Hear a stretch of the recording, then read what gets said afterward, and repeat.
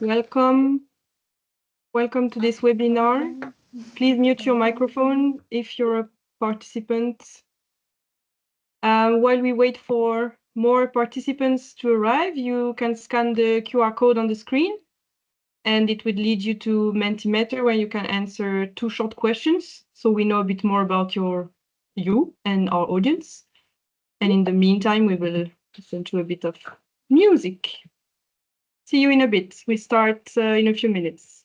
Hello again. Welcome to this first episode of a webinar series powered by Perspective Brussels and the PlanningMatters platform on non-Atlantic. For your information, we are recording this webinar at the moment, and we will make sure the episode is available later to watch again. And of course, to answer the €1 million question, yes, we will share the slides to all participants after the webinar. So this episode is hosted by myself, Cécile Huppert from Perspective Brussels, the Brussels Capital Region Planning Agency. I am part of the international unit at Perspective, and I am joined today by my colleagues, Nicolas Demoy from our strategy department, and Alfredo Corbalan from the international unit as well. Before we start with the actual content of today's episode, let's have a peek at some of the results of the Mentimeter survey you answered.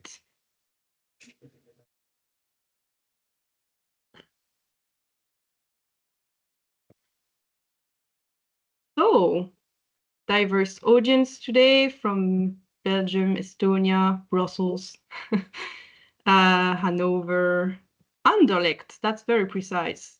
That's from Brussels as well. Okay, very nice. And what about the second question that we have? Ooh, aha.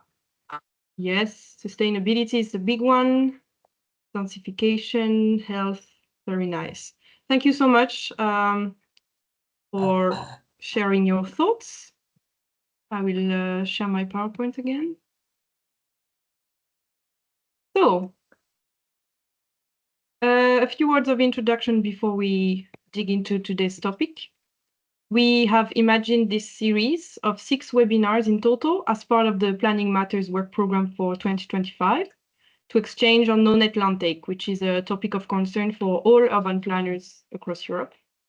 Each episode will last about 1 hour, and we will have a mix of presentations from inspiring examples from European cities and conversations among experts and participants on the topic of the day. Before I forgot, some housekeeping information as well, so please keep your microphone muted. Unmute only when we give you the floor in the second part of the webinar. You can have your camera on if you wish. You can use the chat to ask your questions. My colleague Alfredo is monitoring your messages, and we may answer already to some of the questions in writing if these are easy ones. And if you accidentally, of course, click on leave, you will be taken out of the webinar, but you can join again by following the link that you received in the confirmation email. Now, a bit of context. I mentioned it, this episode is part of a series launched by Perspective in the framework of the European platform PlanningMatters. And as an introduction, I wanted to give some information about this platform for all participants who are not yet familiar with it. PlanningMatters is the unique European platform for exchanges between urban planning agencies and departments from European cities.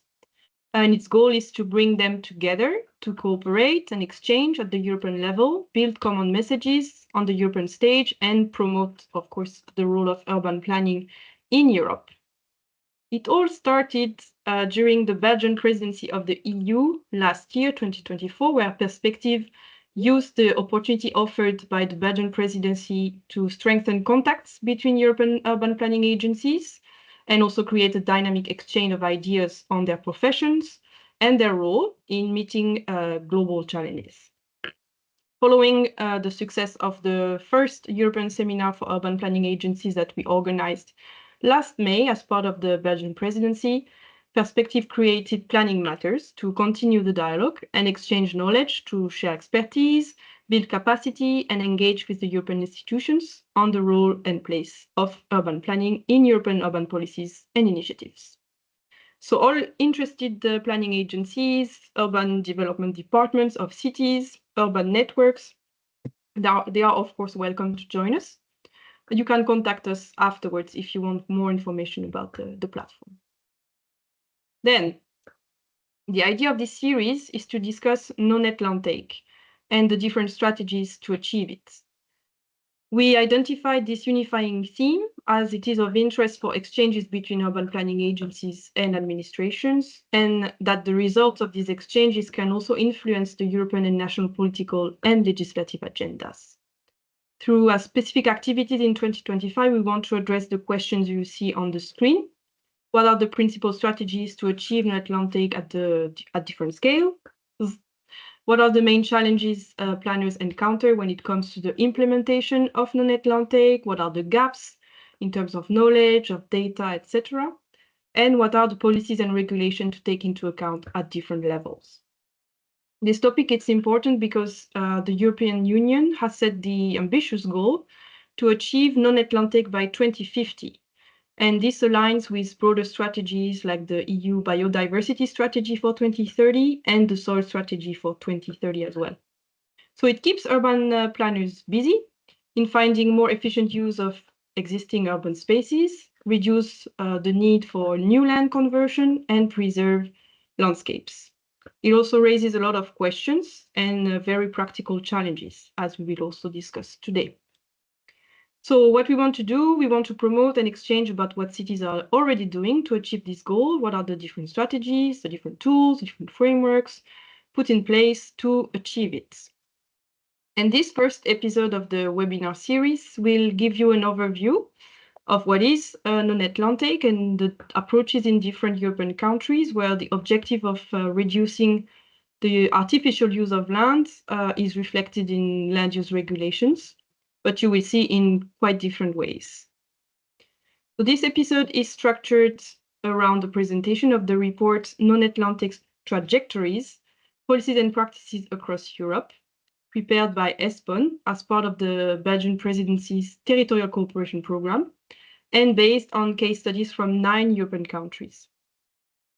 This report, it's not designed to say everything about non-net land take policies in Europe, but to give an overview or a clear view of the different political options that are available to achieve this objective, and also a clear understanding of the main constraints and drivers influencing the implementation of non-net land take. Nicolas Rossignol, who is our speaker today, is Assistant Director for Policy and Research at the ESPON program, and he will present takeaways from the different countries analyzed and broader policy options at different territorial levels. So through his presentation, we will better understand the possible pathways toward transition at different territorial levels. So Nicolas, I pass you the floor. Thank you very much, Cécile. Good afternoon, everyone. So let me start. My presentation will center today on policies and practices aimed at achieving non-net land take in the European countries, regions, but also cities. A goal that, as Cécile was saying, aligns with broader European Union strategies. Of course, most of you are experts on the topic, so I apologize also in advance because maybe some or several of the things that I will say you will be already aware of them, but I hope also to be able to highlight that non-net land take is not merely a technical challenge only, but rather a profound shift in how soil and land resources are managed and also sustainable urban development implemented across Europe. And so this is what I will try to highlight and to provide you with key takeaways from an analysis that indeed, ESPON conducted upon request of the Belgian presidency last year in 24. So, Cécile, if you can move forward with the presentation, you will get all the presentation after the discussion. You can go to the next one, maybe directly again. So I will start with the general trends all over Europe. And here you have like a first map. I would like to introduce a little bit the topic with a previous ESPON project, a very vast research on land use dynamics across Europe for the past decades. And you have on the screen a first map showing the intensity of urbanization over the past 20 years across Europe. You'll see that the unit of analysis is not 3 regions. We know that it's not perfect, that it's also covering very different realities, but this is the best we could do at the time. What the maps is showing is that over the past 20 years, Europe has shown like a significant urbanization with approximately 1.3 million hectares converted to urban land use. And you can also notice quite easily different territorial patterns. For instance, Central Europe, from Romania to northern Bulgaria, but also the Benelux countries, northern France, Italy, or Denmark, many regions are showing rather high rate of urbanization. And on the other hand, you have other parts of Europe, like Spain, Scandinavian, Baltic countries, Croatia, Greece, for instance, with lower rates. But this is an interesting indicator, but it's not sufficient. And it's also very difficult to be interpreted if it's taken alone. So what we have done through this project is also to try to look for different type of proxies. So if you can move to the next slide, we have suggested to also use demography as another proxy because welcoming more inhabitants obviously calls for increased development needs. And here, of course, the picture changes a bit. In the majority of the region, again, here regions taken as not three region, land take exceeds population growth. What we could assume as development needs. I know it's a shortcut, but this is at least an overall indication. And we can also notice that some shrinking regions as well knew the same type of dynamics. On the other hand, you will notice that many capital regions saw their population growth exceeding their land take, which is both an indication of the level of constraints that they faced, but also the capacities of capital regions for implementing innovative, sustainable urban development that you know, because you're representatives of these areas. But if you go to the next slide, we have to say also that, because we were looking backwards, that sober land management is not only the matter of cities. If you look at the time dynamics, it's a general phenomenon across Europe, actually. And the lessons we draw for our topic is that no-net land take, when the concept landed, it did not land in an uncharted territory across Europe. It's been a while since EU regions, cities are making huge efforts to reduce land consumption. But it's maybe the first time for most of them that this general principle will take the form of a shared quantitative policy objective. And this is happening in a period when we might have reached a plateau in terms of the rhythm of land take, which means that maybe the low-hanging fruits have been already picked, and then we are facing new type of challenges. If you go to the next one, I will now try to draw, but very quickly, or to recall very quickly the EU strategy that Cécile already mentioned, and maybe we'll have a quick look also at some specific national situations. If we start maybe with the question of the definition from the EU perspective, I've taken here the European Environmental Agency definition about land take, which is conversion of land to artificial surfaces. The opposite, the reverse land take, when artificial surfaces are converted to natural land, and then the net land take being the difference between the two.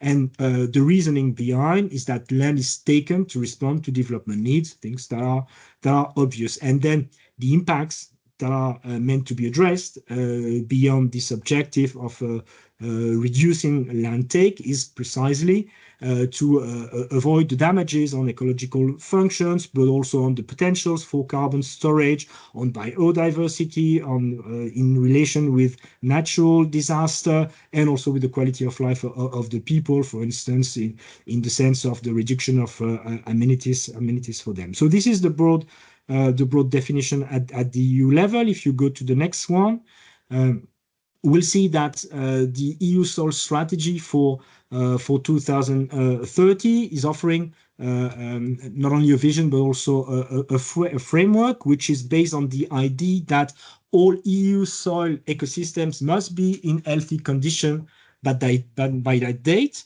And for that, the EU has proposed a certain framework and a series of measures to protect and to restore the soils. Why why that? What's the reasoning behind? It's in order to achieve the broader EU objectives in relation with the Green Deal package, but it goes beyond. It's climate neutrality, it's circular economy, biodiversity, health, and so on and so forth. If you go to the next one, please. Yes, because beyond the EU, the EU considerations or the EU strategy itself, the Commission also called the member states to set for national and local targets to reduce land take by 2030 and further by 2050 to reach the no net land take, sometimes also called zero net land take, while considering or integrating this land take hierarchy that you know about, which is avoiding, reusing, and then and last resort compensating. Then if we go to the next one, yes. So some examples of national trajectories. Here you have on the slides the cases of countries for which the trajectories are more or less convergent. So these trajectories, as you can see here, they were analyzed by a series of authors like Lacour, Decoville in particular. I see also, I'm sorry, but I have a problem with the I'm not sure that I'm seeing the right. I'm not seeing, I have an issue with the screen. I'm not seeing what you can see, I imagine. Okay, so it's back. Sorry for that. So yes, so in the context of these broader EU strategies across Europe, the countries, they have themselves embarked on various trajectories to achieve the non-Atlantic, and we can compare them in relative terms. In that case of this author, Lacour, Decoville, and all, they were using meter square per capita per year, and then they compared France, Germany, Luxembourg, and Belgium and Austria, which is, as you see on the screen, showing similar trajectories until 2050.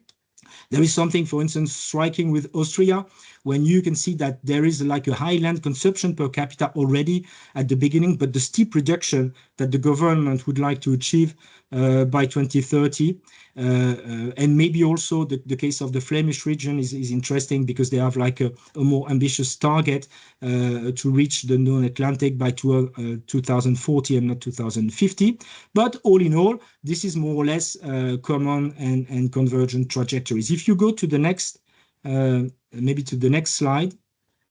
Yes, I would like also maybe to give you two other examples, because although some countries, the one that I mentioned could be considered a little bit as front runners, on the other end, there are still major differences between national strategies across Europe. I took only two examples: Germany on the one hand, the Netherlands on the other end. In Germany, you have like a non-binding federal goal, reaching non-Atlantic, but you have differentiated strategies by lender. So this overall national federal goal is defined by the number of hectares per day, but this is not binding. This is not broken down or allocated for the different lender, which means or results in different level of ambitions, different type of measures and approaches, depending on the lender. I don't know if we have people from Berlin or Baden-Württemberg with us today, but there are very interesting and inspiring examples in those two lender that we can use, or that we have also highlighted in our study. On the other hand, you have the Netherlands. I'm insisting or mentioning here the Netherlands because they were not part of our benchmark, but we find it also interesting to as a comparison, where the goal of non-Atlantic is simply not considered, or considered as not achievable, whereas the Netherlands has the second highest rate of land take over the past 20 years. But there is no such goal to reduce land take as the no-net land take established by the European Union, and the government itself considered that this objective is not achievable in a country like the Netherlands. But it doesn't mean that there is nothing in place, as we know, Netherlands being one of the flagship and most recognized country for its history in spatial planning and innovation in spatial planning. So in response to climate change adaptation, energy transition, there are things happening in the Netherlands and very strong principles that are in place for not achieving the goal as per se, but still for going in the same more or less direction. You probably know about this priority given to combining functions which becomes a priority over individual functions each time you consider the use of 1 meter square. Also the fact that the trade-off between the different challenges and objectives needs to be considered for each piece of land, each area, which is own specificity, and then also preventing displacements in a sense that from one area to the other or from this generation to the other generations is also a key principle in the Dutch approach to sustainable development. So this to show that those national strategies are not yet completely convergent with the EU one, and this is one of the key message. If we move on now maybe to the challenges as they were highlighted by our study, maybe next slide directly. Yes, so this study, as I was saying, we took a look at 9 countries. You have them on the map: Belgium, Czech Republic, Estonia, France, Germany, Italy, Luxembourg, Poland, Switzerland, and we tried to answer the 4 following questions. How is non-Atlantic defined in each of these countries? How is it monitored? Which tools are in place? What are also the policies and also the mechanism in terms of governance that are in place in order to align the different stakeholders for reducing land take? What are the challenges that they are facing? And what are also maybe the solutions or the obstacles that they have encountered? So this was the framework, and the first step, maybe if you go to the next the next slide. Yes, we wanted, I mean, in the selection of the countries is meaningful in a sense that we decided to take France because it's the only, or so as we know, country in Europe which has established a legally binding aim at national and then also local level. But we wanted to have also different type of countries that to look at. So we took, for instance, Germany and Italy that are completely different, but where the situation is more or less the same. So at the national level defines an objective, but then the states or the regions are responsible for transposing the broader objective of non-Atlantic. And we wanted also to take some other countries. That's the reason why we have Czech Republic, Poland, and Estonia, where there is no explicit aim for limiting land take, and in particular for no quantitative aim for limiting land take. If you go, Cecile, please, to the next slide.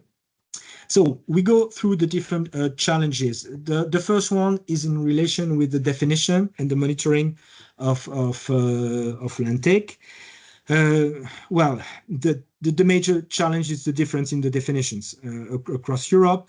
Concepts like soil sealing versus land take or soil health versus soil function, they differ, as also do differ the methods for monitoring these parameters across the country. So in all countries, there is an awareness that there is a proper measurement system is a prerequisite to achieve and implement the non-Atlantic, but the approaches are quite different. The standardized European monitoring system that the Commission is calling for is indeed crucial for tracking progress and making it simply possible to assess the respective contribution of each territory, each country to the global objective of non-Atlantic, at least at the European level.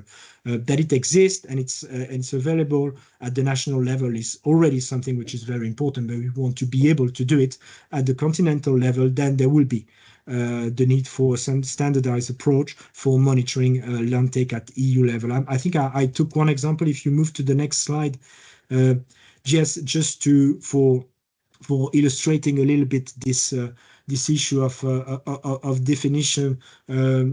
We are oftentimes asked the question between the difference between soil sealing or artificialization, and a series of authors, maybe the same that I mentioned already, studied precisely the potential conflicts or contradictions between the two objectives of the two approach. So soil sealing, it's different from artificialization, since it's based soil sealing in something that is much more objective to quantify. It's also most widely used across the world for analyzing urban development, more than land take, which is rather a European concept.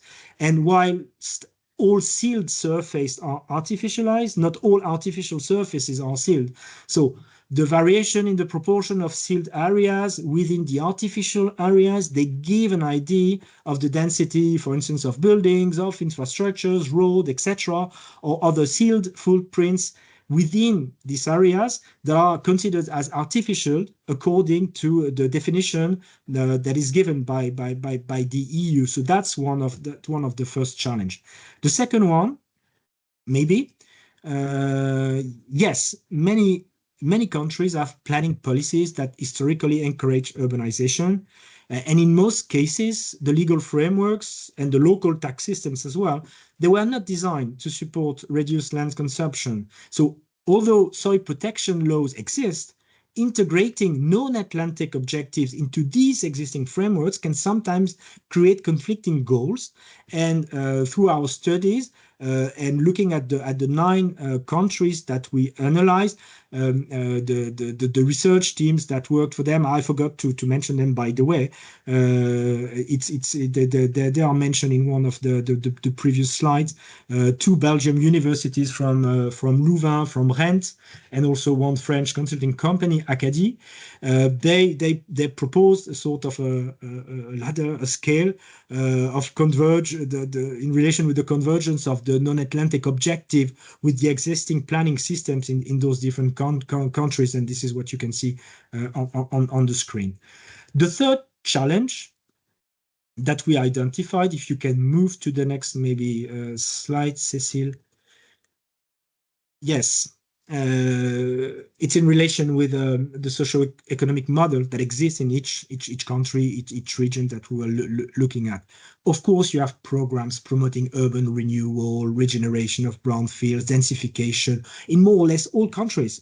However, they are all facing and they are activated both by public and also private investment, but they are facing key challenges and of 2 different natures. Just to summarize, to long story short, they can be. I mean, those programs, those initiatives, they can be very efficient, very effective locally, but they most of the time fall short in transforming the socioeconomic mechanism, which is driving to land consumption, and this is the key issue.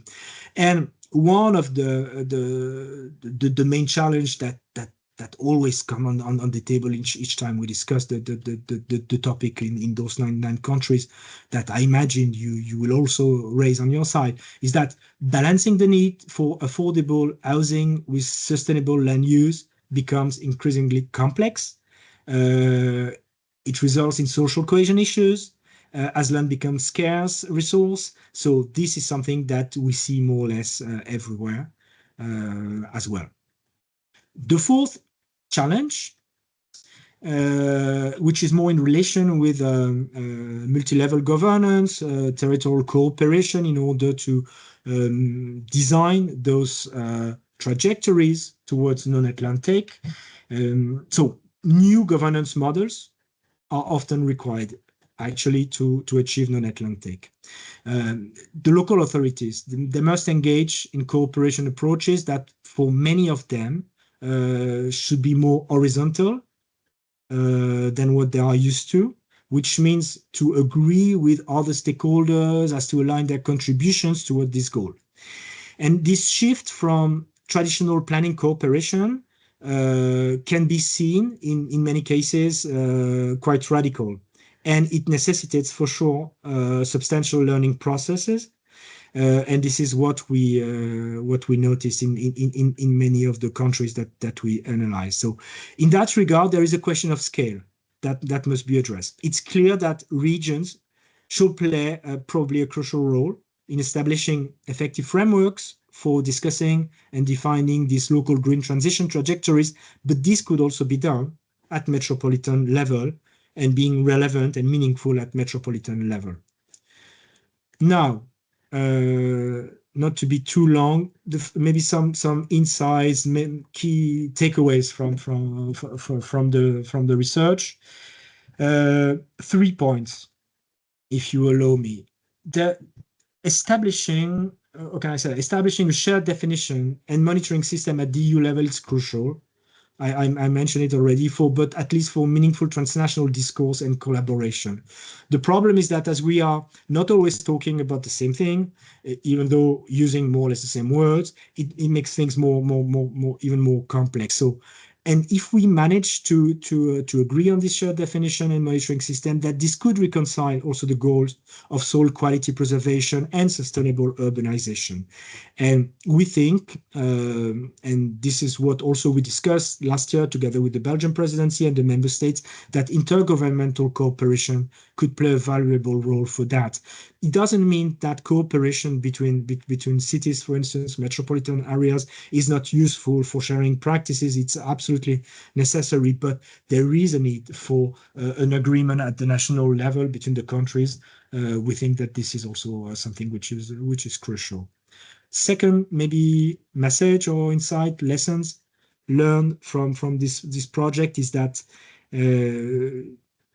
we definitely need more shared criteria among the different stakeholders to align their views and their objective if we want to achieve these non-Atlantic trajectories. And for this, we need more concerted efforts. That's one thing. And the other dimension which came out critically out of the research is that this, no place left behind, which is used as a mantra in the world of territorial cohesion policy at the European level. I mean, it's also important in these topics to ensure that all the needs are considered to maintain spatial justice and equity. Because I will come back to that at the end, but a non-Atlantic cannot be considered as an end per itself, but to achieving or to support achieving broader goals as well. So that's the second message, and then maybe the last one. It's clear that there is a need for innovative tools and new economic models to support non-Atlantic. It hasn't been invented yet. We haven't found. Beyond some initiatives, pilot projects, but as I was saying, they are not completely transformative or not sufficiently transformative. But so there is a clear issue with the business model of non-Atlantic, in particular in relation with development of affordable housing, but also for contributing to the reindustrialization of Europe. And those tools, or mechanisms, they exist. I mean, they have been implemented, tested in various countries, not only in Europe, but also in America. They include planning damage compensation. You can talk about transferable development rights, larger territorial deals between regions, between cities and their hinterlands, etc. All these mechanisms, they do exist. We will need them for sure in the future in order to achieve non-Atlantic. Maybe as a conclusion, not to forget that this study was implemented in the time when, we didn't have yet the new composition of the EU Parliament. The most recent political development that you all know, and this period of backlash, in a way, is important also to consider. But still, we think that our study, in a way, indicates that the implementation, the pursuit of the non-Atlantic ambition is still worthwhile, as long as it's not regarded as an end in itself. In general, we think that the objective must be integrated into a broader transformation approach of territorial and sectoral policies. And when it works, because we found some interesting examples, and meaning that the objectives are shared by the local stakeholders, that there is an effective uptake of the implementation approach that has been decided, then it becomes an essential tool to support the territories in designing their specific pathways for green and just transition. So it's not really a pinky picture, but it's more a positive message that I would like to share. So as long as the common objectives are not thrown away out with the bathwater like the baby would be, but that there is still margins of maneuvers. And I think that cities and metropolitan areas are certainly kind of front runners for this, to demonstrate that it's still possible to find a way toward new and renewed sustainable urban development in the future.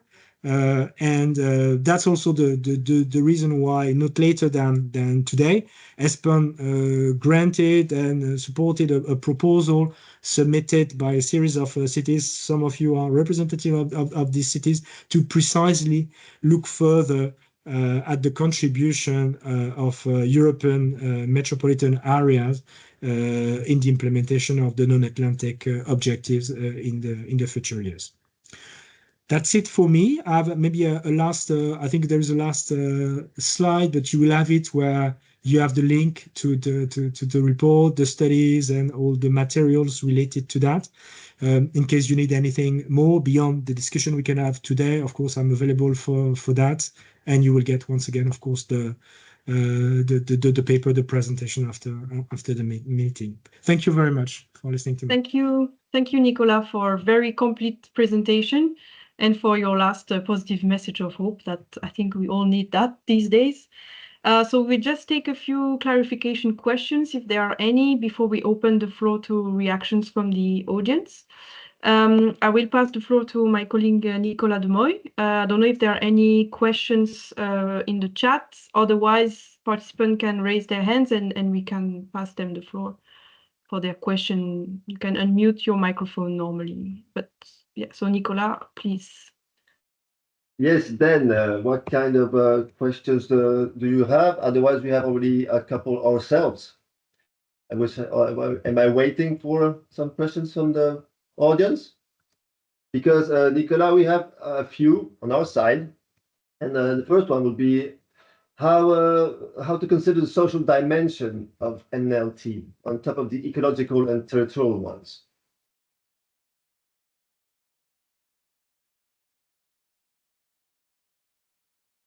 Your mic is off. Yes. Yes. So sorry, I was muted. I mean, 5 years working with Steam and still struggling. So sorry for that. I would say that, I mean, your question is about the social dimension, and mention it. This is, I wouldn't say that it should come on top of the ecological or territorial approach. I would rather say that it's a condition of success of non-Atlantic approach. I mean, being blind to the social question is probably a complete dead end to achieve the non-Atlantic. We saw already in the past years in several countries what it implied to avoid thinking of the social question. Remember what happened in relation with the housing crisis backlash in some countries. Think about the reactions also of the farmers, even though it's not only a social question behind, but still, I mean, this should be taken upfront by the stakeholders at the local level for achieving the non-Atlantic goal. I mean, there's no other condition. I remember while working with the Belgian presidency, and I see that Pascal Fuchs is with us, so she will be much more able than me to explain that the way how this dimension was, for instance, taken on board by Wallonia when developing their renewed spatial plan, making sure that there was like a clear uptake by the populations, by the very local mayors and stakeholders before moving forward. Without that, you can't achieve anything, and you are at risk of a very, very strong backlash, as we are seeing in several places at the moment. Thank you so much for this clear answer. I also have a question here from Thomas Viguier, and it's basically about how to find a good balance when we expect cities to accommodate even more functions and there's a lack of housing, particularly for the most precarious. At the same time, we are trying to start making new areas impermeable. Mm-hmm. I think it's a very difficult question that can only be addressed as a trade-off locally. But what I was mentioning about the way the Netherlands was approaching and giving the priority to the combination of functions is something that we think should be inspiring for all cities. We are struggling for finding space to accommodate different all the needs that they need to address. Okay, and I also have a question here from Joan Cabarrosette.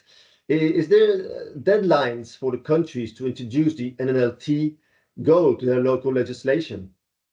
No, as far as we know, there's no, because the directive project, which is still in the stage of the trial, maybe some people in the room know more about than me on the latest development, is not setting deadlines as such. I mean, the 2050 date was set in another communication previously by the Commission, not in the project of the directive related to soil monitoring. So there is no European deadline at the moment, but there could be national deadlines and objectives, as I was presenting and explaining. Okay, great. That brings us along exactly to the fact that the French, they have a legislative similar plan, and the idea is that we want to ask some questions to Jean Bonnet, who's a town planner chargé d'études at l'Institut Paris Régions, in charge of the zéro artificialisation nette. And so as part of its benchmarking work, the Fédération Nationale... Yeah, sorry, it's your turn, Jean Bonnet, the floor is yours.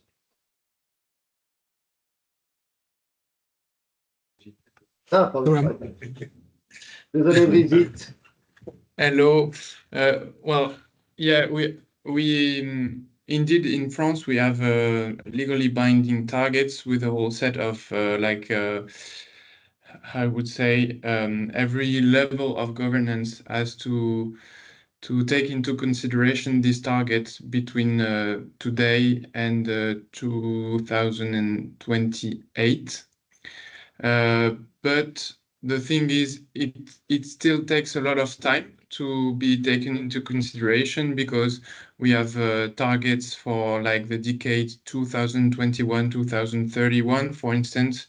We have to halve the land take during this decade compared to the previous decade.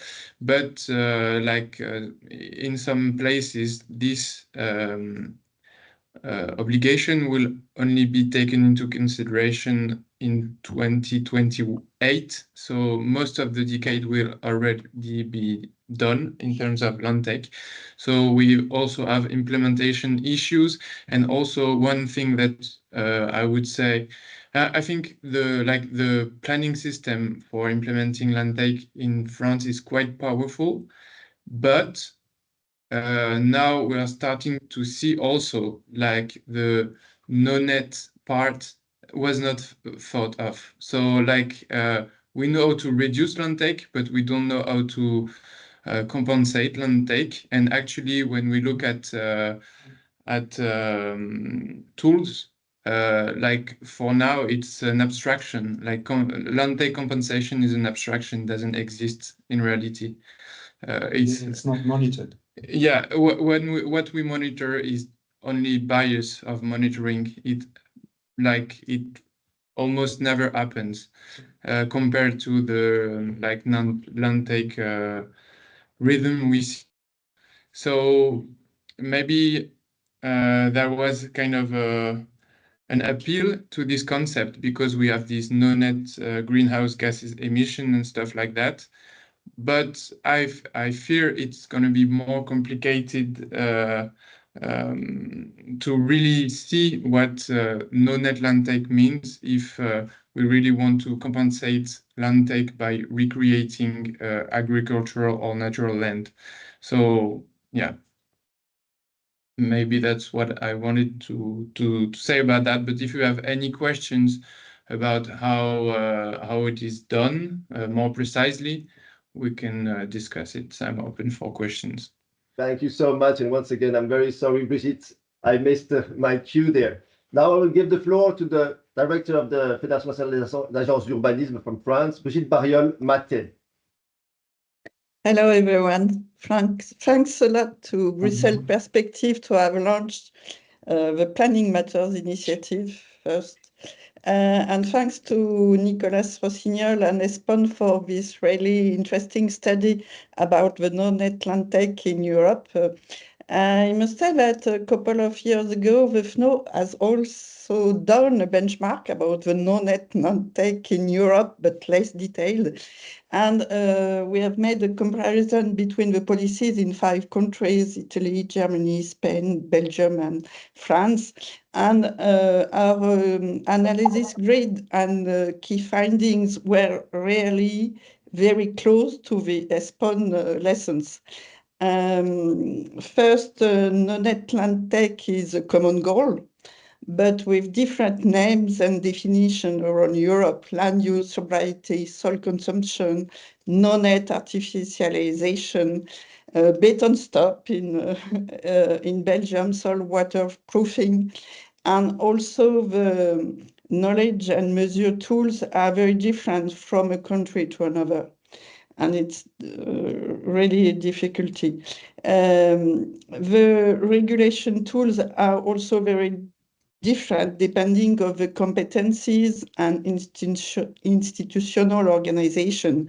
Competencies of region in decentralized countries like Belgium, Italy, Germany, mostly not binding.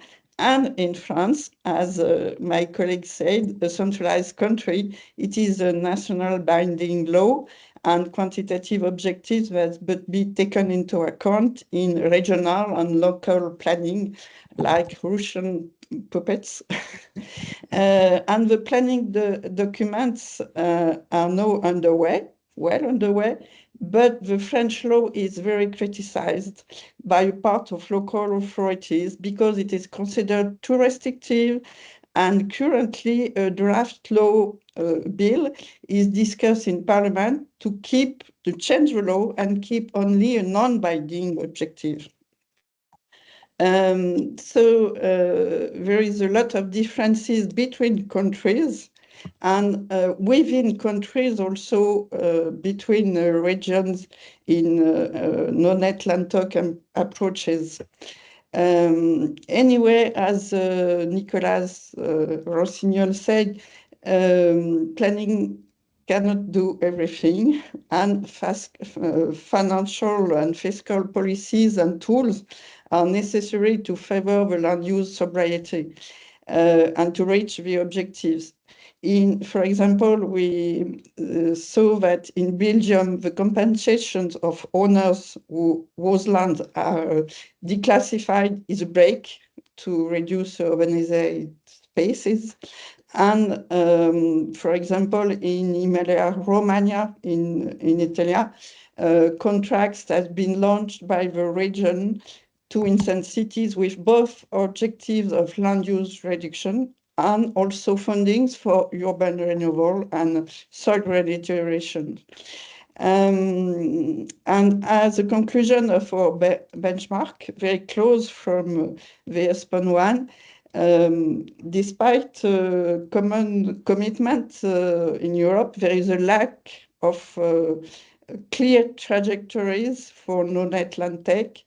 And European policies would be very useful as levers for implementing the no-net land take at the local, national scale, especially the European Directive for Soil Health and Quality, common measure tools, and also how to build a common culture of action and share practices. And I hope this group will help to advocate for. Thank you so much, Brigitte. We only have 5 minutes left, and a couple of questions indeed in the chat are piling up. So either of you, Nicolas or Brigitte, here regarding taxonomy, what role can the EU taxonomy for sustainable finance play in relation to NNLT? No idea. Nicolas. No idea. I don't know. Tough one. Okay, I'll continue further down. For example, Nuno Pinto da Cruz here I have also, is it possible to distinguish NNLT policies for urban, semi-urban and rural areas as their challenges are very different? I would say yes and no, because the issue of scale is critical in there. Precisely, I mean, the interactions between, I mean, it's a common goal. So obviously, you need to allocate two different type of space, but you cannot consider it separately or in isolation. So I'm not, of course, the challenges for the development of remote rural areas and capital cities are completely different, but considering them together in a multi-scale approach is completely indispensable in the case of non-Atlantic. So it cannot be taken in isolation. So distinguishing, I'm not sure that this is the right approach. Okay, thank you. Also regarding tools and policies, I have a question here that's been waiting since a little while. Do you think the goal of no-net land take by 2050 can lead in some countries to an even higher rate of land take in the coming decades? Countries may want to make sure they can accommodate future needs and increase land take now. Locally can be like a strategy by some actors from the moment you announce that, but actually it does not happen like that. Brigitte was mentioning the case of Emilia-Romagna. In Italy, for instance, I mean, the regions in Italy, they are in charge of, establishing their own strategy, approach, and methodology. For Emilia-Romagna, if you compare to other regions in Italy, like Sardinia, for instance, I mean, they have put so many exceptions that actually, well, I mean, it's working quite well because it's really the way you define what you include or not in your counter, in the way you measure it, that leaves you a margin of maneuvers or not. I'm not sure that, I'm quite certain that it will not create additional needs or land take, but you can accommodate the needs at local level depending on the way you design your local trajectories. And at the moment, what we see is that it's more done through exceptions than through specific actions from actors deciding to anticipate.